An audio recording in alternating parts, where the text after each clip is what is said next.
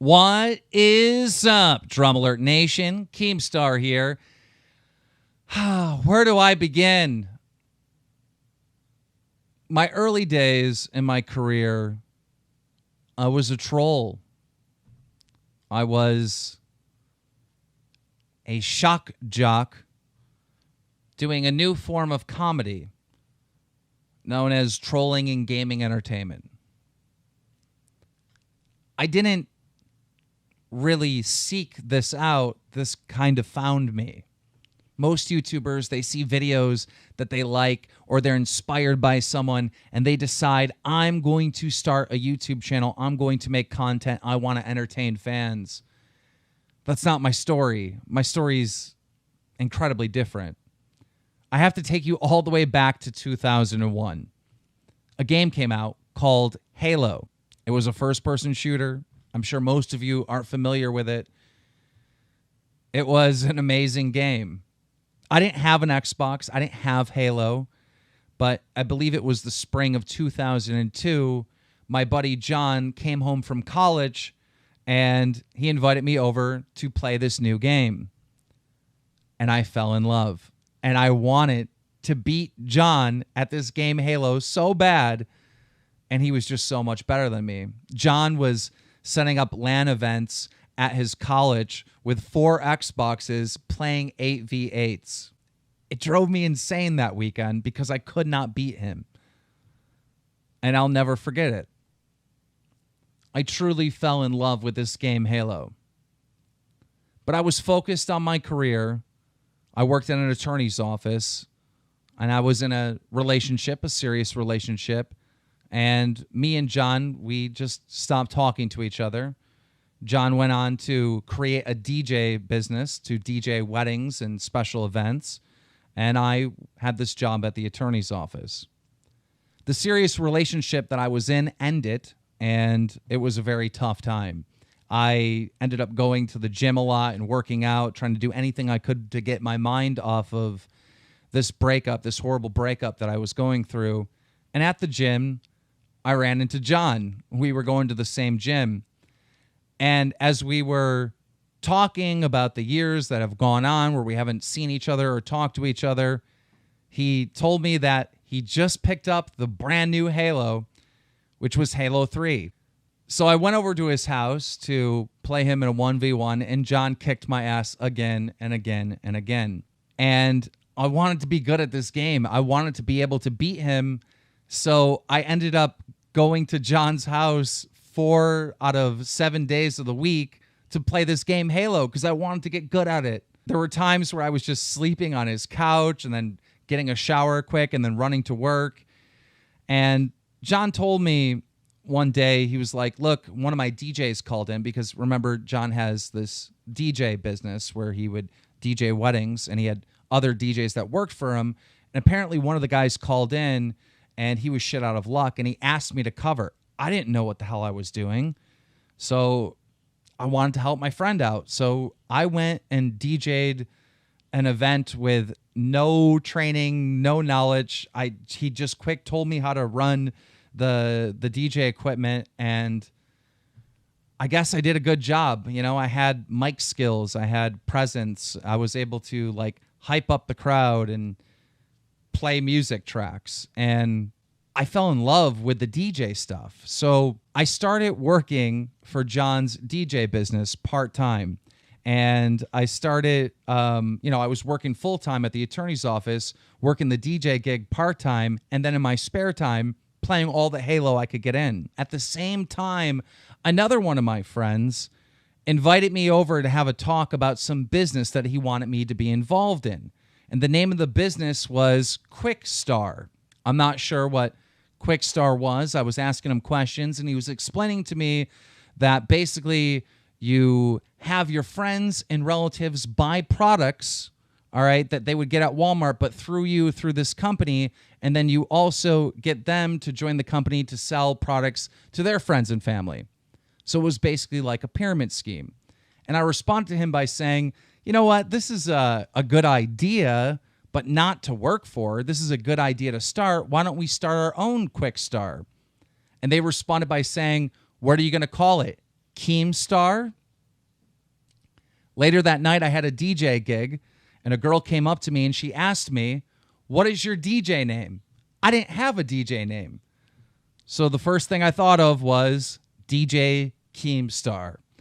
And that's how I got the name Keemstar. Later that summer in early 2008, John left to go to law school, and he shut down his DJ business. So I had to go buy my own Xbox if I was going to continue to play Halo and try to get good at this game. So I went out and purchased my own Xbox 360, my own Halo game, and I had the task of creating a gamer tag, and my gamer tag was DJ Keemstar. Now, when I was playing Halo at John's house, I never played online. And now that I was at my house by myself, I needed people to play against. So I started to play online. And I'll never forget this. The very first game that I went into, a 10-year-old told me that I was a fairy fuck and that he was going to jam his cock down my throat. Every game that I went into was similar to this. You know, people saying racist stuff, people saying homophobic stuff, sexist stuff, picking on race, fat shaming, you name it. That's what Xbox Live was in 2008, 2009, 2010. Every single game was a trash talking battle. And because of this, the trash talking became just as important to me as the actual competition. And apparently, I got good at talking trash on Xbox Live. I was doing a very good job at the attorney's office, and I ended up getting a bonus check. And I went out, and I had a night on the town. I was very drunk. I came home very drunk, and I jumped on Xbox Live. And I stumbled in a game, and I was talking all kinds of shit. And I had no idea. I had no idea that there was a guy in my game called Duranker recording me. Here's a few clips of my very first YouTube video that I didn't even know was being made.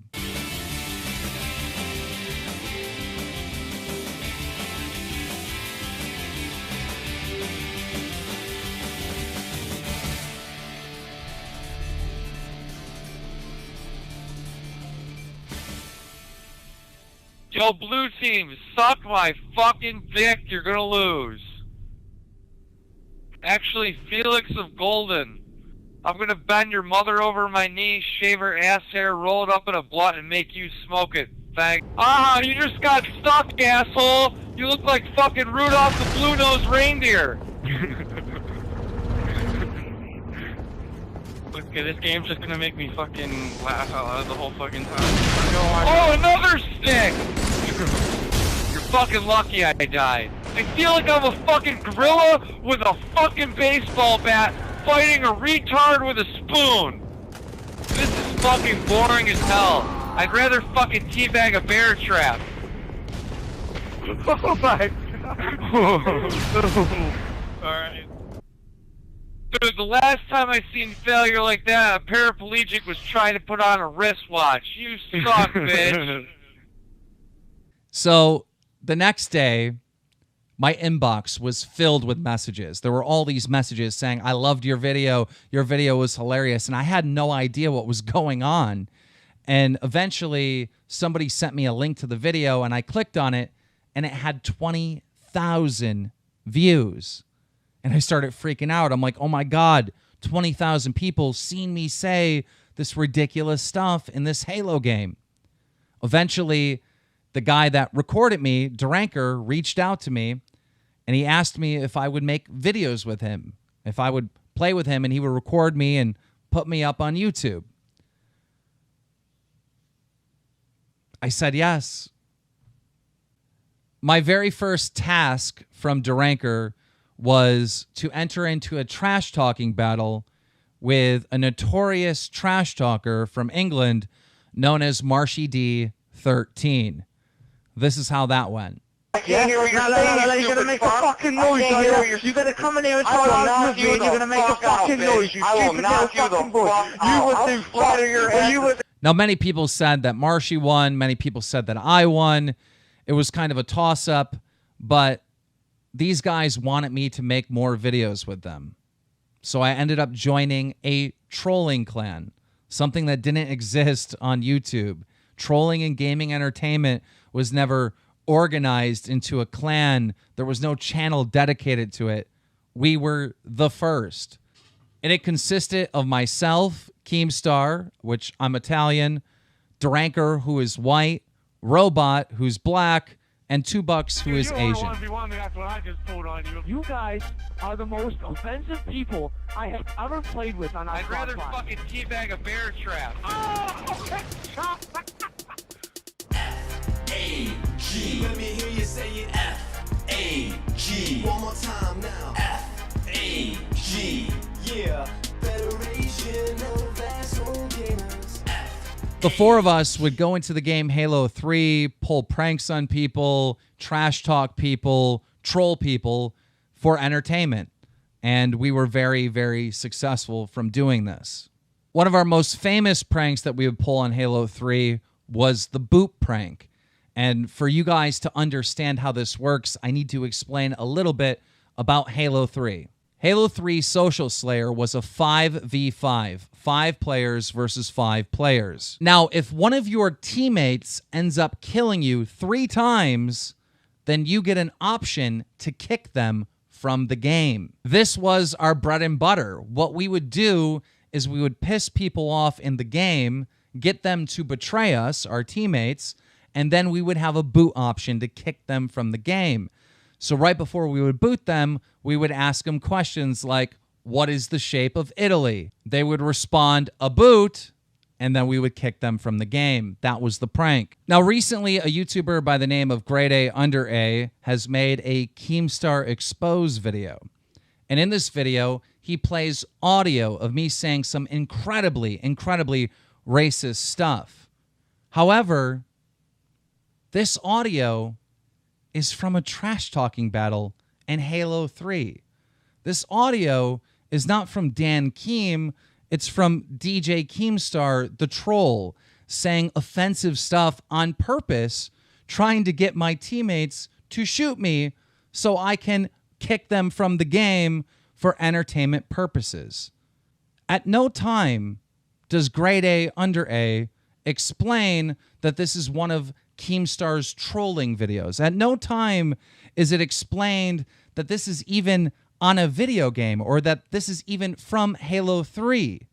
Grade A Under A extracted this audio and presented it with no graphical image of where the audio has come from, no mention of where the audio has come from, and presented it as Keemstar, me, involved in hate speech, being a racist.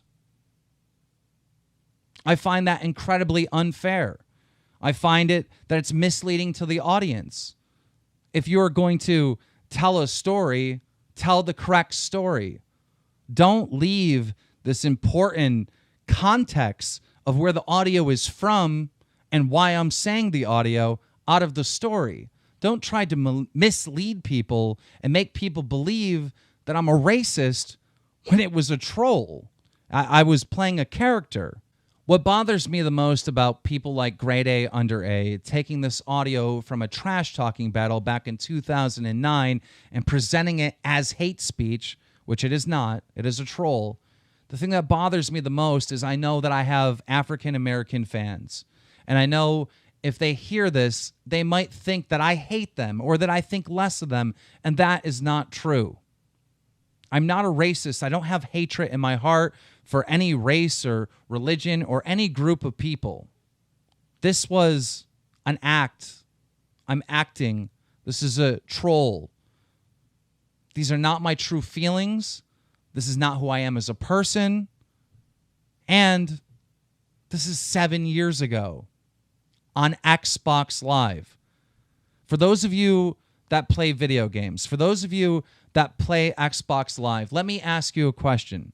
Have you ever been involved in a trash-talking battle on Xbox? I'm sure most of you are nodding your head yes. Have you ever said offensive things? I'm sure most of you are nodding your head yes. Why is it that Grade A Under A took audio from a trash talking battle, from a troll video within Halo 3 on Xbox Live, but had no mention of the context of where this audio was from? I strongly believe that Grade A Under A purposely left all this information out to make me look as bad as possible. Now let's move on to the famous video clip of me calling Alex the N-word. This was, I believe, the year of 2010, possibly 2009, and it happened on a website known as Battlecam. I fell in love with this website, Battlecam, because it was a trash-talking website. You would go up on the stream and you would talk trash, and then the audience would vote if they want to keep you up or not, and then the next person would come up and they would talk trash. Because I was known as Halo's #1 trash talker, this is something that I absolutely loved. I love these verbal arguments, these verbal debates. The owner of the site, Alki David, liked me so much that he made me a moderator. And there was another gentleman there that was a moderator known as Alex. Me and Alex did not like each other one bit. Alex hated me, and I hated him for many different reasons. One night, Alki David, the owner of the site, was not there. And moderators can start anyone they want in the lineup up on the screen. And Alex kept starting me over and over and over again, making people believe that I was starting myself. He was trying to frame me. At the same time, him and a couple of his friends were spamming in the chat over and over again, Dago Wop, Dago Wop, Dago Wop. For those of you that don't know, those are racist terms for Italian people. I retaliated by saying, I'm not starting myself. Alex is doing this shit. Everybody's spamming the chat that Alex is an N-word. And I regret it. I regret it the next day when I made a public apology for me using that term. In 2011, I apologized again when I was doing a show called Billionaires Challenge. I've apologized, it seems like every year for this.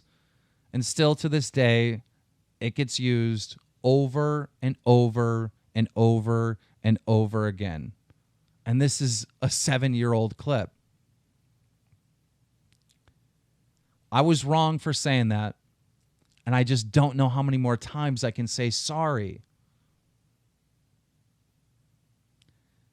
One thing that bothers me about people making these expose videos and people putting this clip of what I said to Alex in their videos is I wonder, what I said was racist, what I said was wrong to Alex. But at what point am I no longer the racist and the people choosing to put a guy that said the N-word in their video over and over and over again? At what point is it the editor's responsibility not to put racist content in their videos? I said this once. I can't go, I can't time travel. I can't take it back. But we see it every day on YouTube. It's become a meme. It's become something funny. And it's not funny. It's something that's incredibly embarrassing. It's something that I want to take back more than ever, and I can't. And I think we have come to a point where people use this clip over and over and over in their video where they are choosing to have racial slurs in their videos. And I'm not saying this to make it go away or to make it disappear, because we both know that it is never going to disappear. But I think there is a responsibility for these people that use this clip over and over again. And I think at this point, people that do this are racist. They are choosing to have these racial slurs in their videos.